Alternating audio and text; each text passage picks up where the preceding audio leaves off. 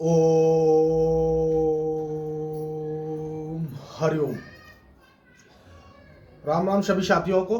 जय श्री राम, वंदे मातरम, भारत माता की जय। जैसे कि आप सभी को पता है, सर्दी स्टार्ट हो गई है और सर्दी में जुकाम, खांसी, सर दर्द ये तो आम बात है। तो इन चीज़ों से निजात पाने के लिए मैं तुम्हारे लिए 2 योगा बताने वाला हूँ और दोनों योगा आपके लिए 5-5 मिनट के कर लो, बहुत लाभकारी होने वाले हैं। तो सबसे पहले कपालभाति करना है आपको 5 मिनट।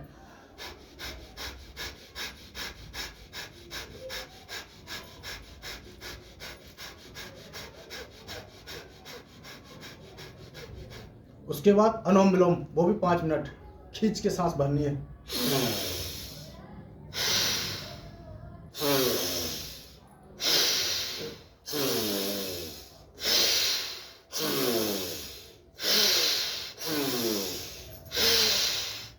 बस ये 5-5 मिनट योगा कर लो, तुम्हारी ना जुकाम होगा ना खांसी होगी और सर्दी भी पूरी मस्त कटेगी। बोल जय हिंद राष्ट्र, जय जय श्री राम।